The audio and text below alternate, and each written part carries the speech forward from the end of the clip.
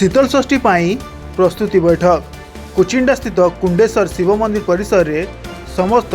कर्मकर्ता को नहीं आगामी पवित्र शीतल षष्ठी उत्सव को नहीं समग्र कुचिंडावासी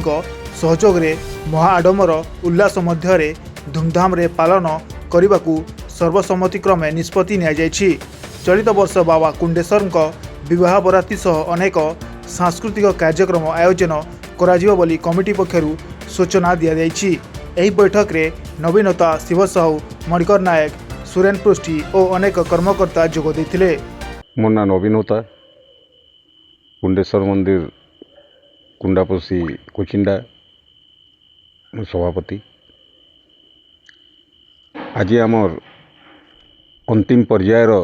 प्रस्तुति बैठक होता आगु मध्य होता आमर 11 गोटी वार्ड को लेकिन आम प्रस्तुति बैठक करूँ। प्रत्येक वार्ड रु सब सभ्य मान आसते किपरि सुचारू रूप से शीतल षष्ठीटा हम समस्त मतामत प्रदान कले। आम प्रोग्राम है 17 तारीख सकाल देव निमंत्रण 17 तारीख ऊपर बेला सबू मंदिर कमिटी रू कन्या पिता घर को जाकर पत्तर पेंडी पिंधाणी निबंध हम 18 तारीख संध्या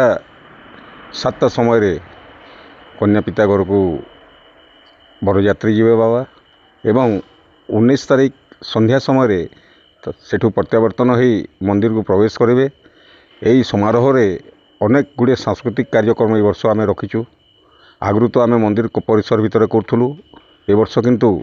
जड़े कर्ता मो पार्वती को घर को नेबी बोली कहले से पार्वती तांको घर को जीवे एवं बाबा एठरू जीवे आमर अनेक गुड़े सांस्कृतिक कार्यक्रम जो अच्छी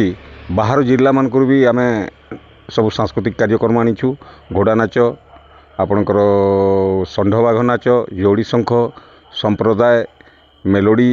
दुलदुली डांसर एपरिका संकीर्तन एपरिका अनेक डीजे आपणकर जो ये गुड़ा जो आसे जो गरिला ये सब अनेक गुड़े नाच अच्छी जेनटा कि समस्त को मनोरंजन भरदेव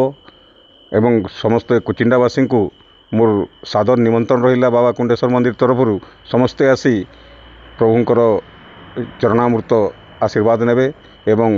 समस्ते आम सांगरे सहयोग करेंगे। शिवनारायण साहू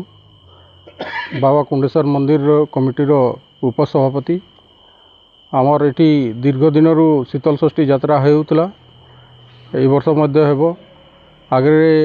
मंदिर परिसर भितर होता एवं बाहर को बाबा जी दर्शन देवार लगी